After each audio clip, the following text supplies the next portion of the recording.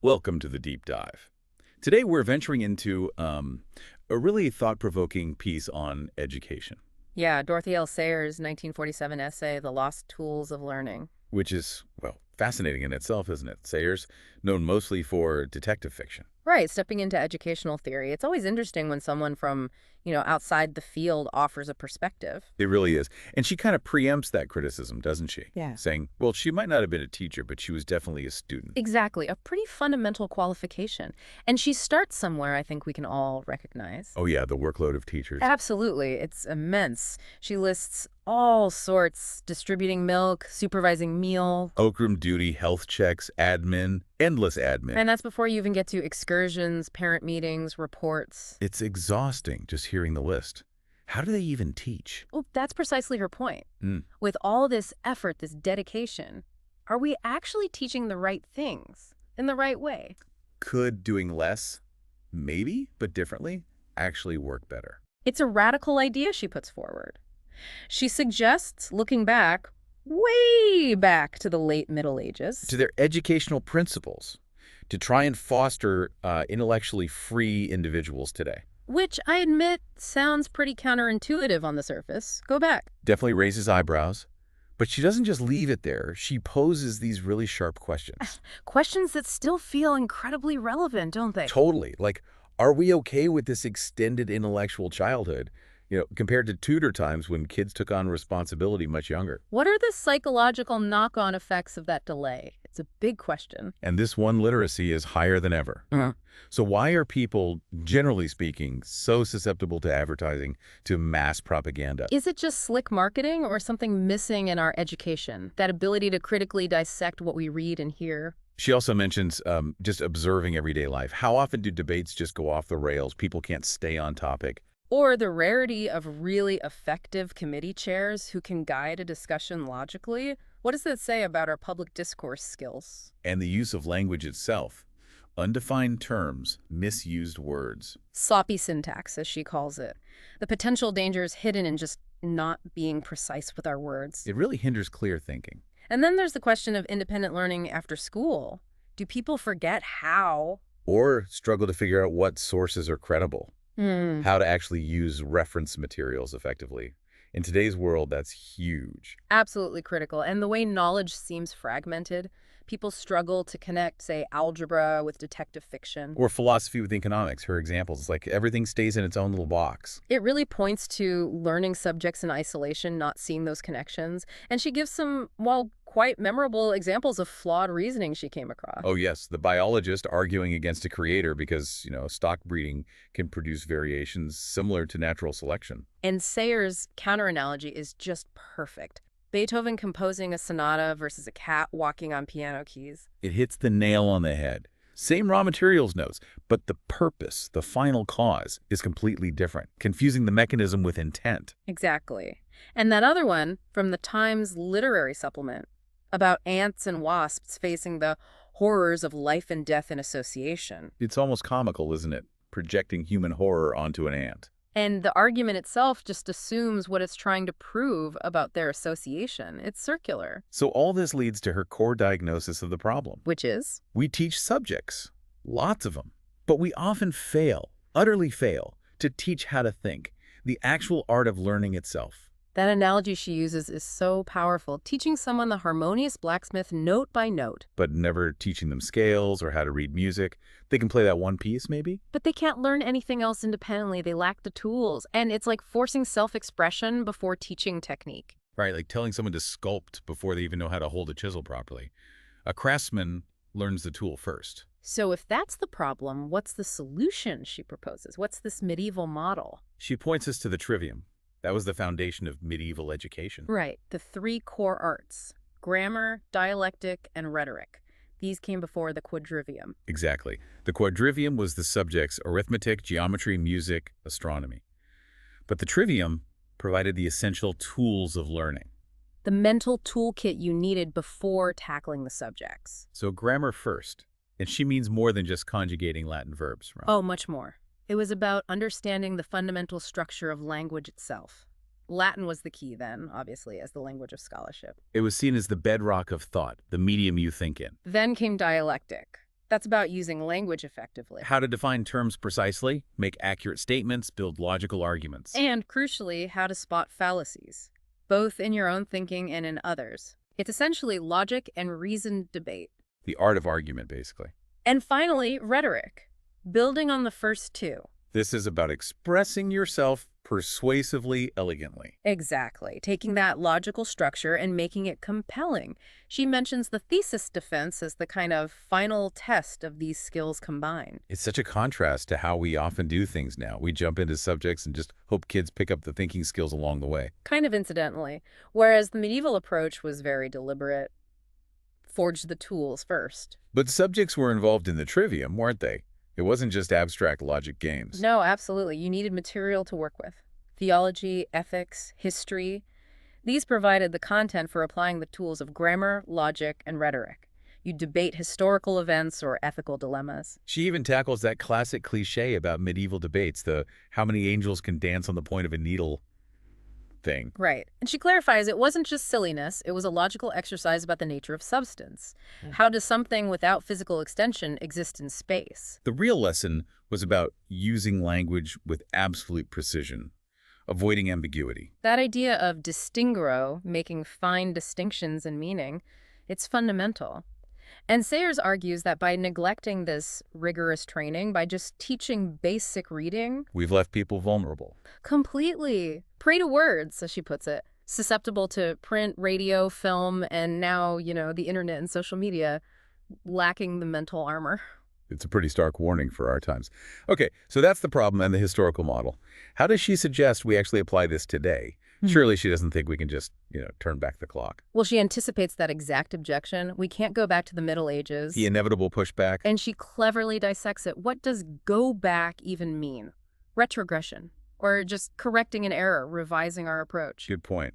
One is nostalgia, the other is just learning from mistakes. And what does cannot mean? Is it physically impossible or just difficult because people might resist the change? Like with staging Shakespeare. We don't need thatched roofs and groundlings, but we value the original text and principles more now than, say, heavily adapted 18th century versions. Exactly. So she argues a modified return, an adaptation of the principles, is perfectly possible. She even sketches out a sort of ideal experimental school. Right. With willing parents, teachers who get the trivium, small classes. A thought experiment. And she says, start young, catch 'em young. Basic reading, writing, arithmetic is all you need to begin. And this is where she brings in her 3 stages of child development, which are maybe a little unconventional. Perhaps, but quite recognizable, I think. First, the pole parrot stage. This is younger kids, right? Good at memorizing, enjoy it even, but abstract reasoning is harder. They just soak things up. Then comes the pert age. Think early adolescence. Oh, I know this one. Questioning everything, contradicting, loving arguments, finding loopholes. That delight in catching people out, yeah. Riddles, puzzles, debate. Definitely recognizable. And the 3rd stage? The poetic age. Later adolescence, usually.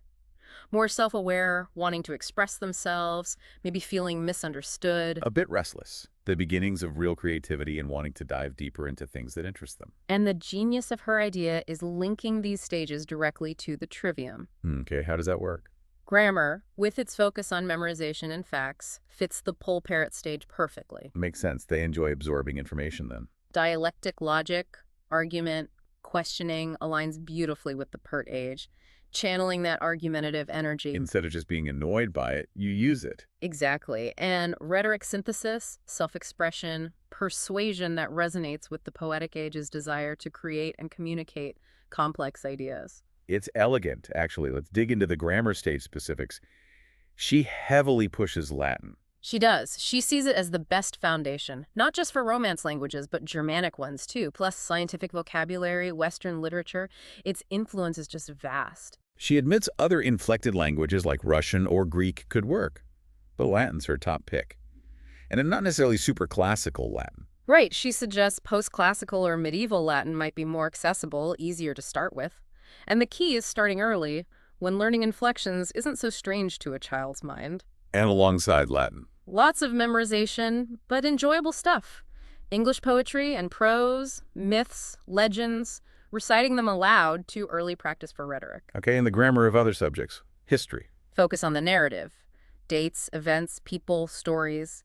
building a timeline in their heads. Visuals help costumes, buildings, Geography. facts again, maps, features, countries, capitals, rivers, mountains, even stamp collecting gets a mention. Building that mental map. Science. Natural history focus. Identifying things, plants, animals, rocks, naming them, fostering wonder. The basics. Times tables, shapes, simple sums. Leave the complex stuff for later. And the crucial thing for the teacher in this stage is seeing all this as gathering material, raw data for the next stage. Memorization is key, even without full understanding yet.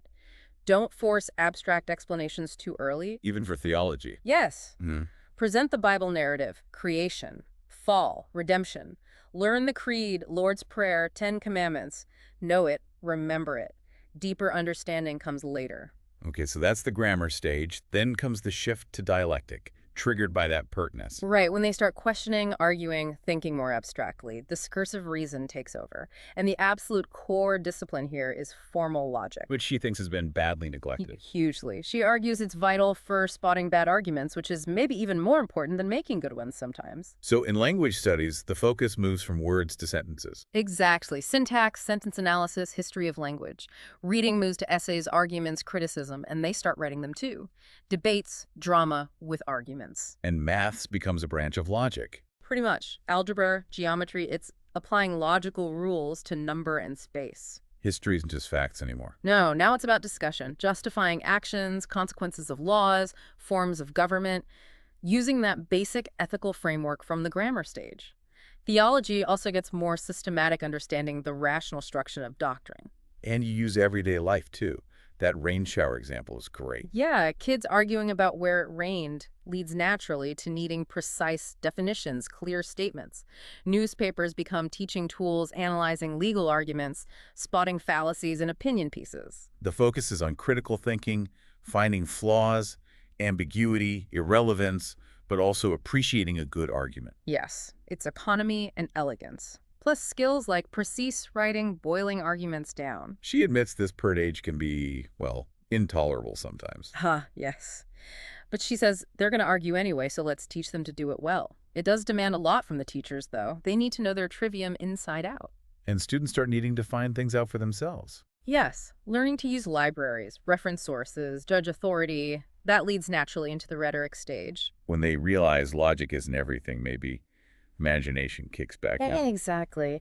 There's a desire for synthesis now, not just analysis. A deeper appreciation of literature, say, and developing their own voice, expressing themselves with more polish and persuasion.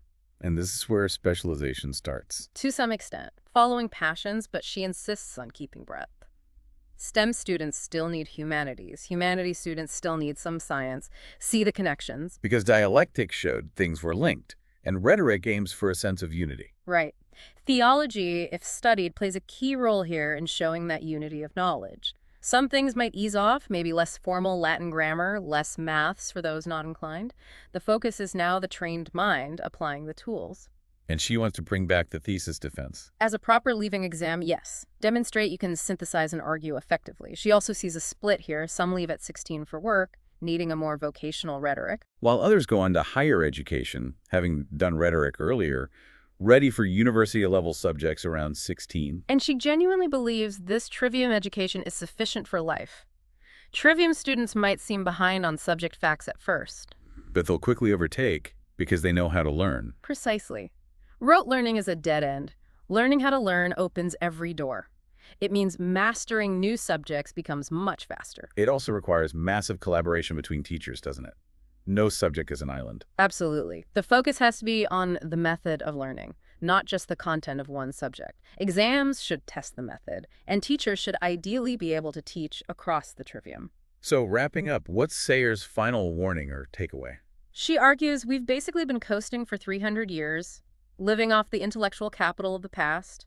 We embraced the explosion of subjects from the Renaissance and gradually forgot the foundational discipline of the Trivium that made sense of it all. The tradition lingered, but it's faded. That analogy of tools is so good. We ditched the versatile axe, hammer, saw. The fundamental tools of learning. For specialized jigs that only do one thing and don't connect to the whole machine. And again, she stresses this isn't the teacher's fault. They're working incredibly hard. It's a civilization that's sort of forgotten its own operating system.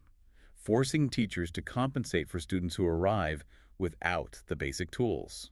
And her final stark point: the sole true end of education is teaching people how to learn for themselves. Anything else, however well-intentioned, is wasted effort if it fails that primary goal. Which leaves us, and you listening, with a pretty challenging thought, doesn't it? Yeah. What are the tools you actually rely on to learn, to understand the world? Are they those adaptable, fundamental ones Sayers describes? Or are they more like those specialized jigs, maybe limiting your ability to connect ideas or tackle something completely new? How might focusing on the how of learning, the trivium principles, change things for us now?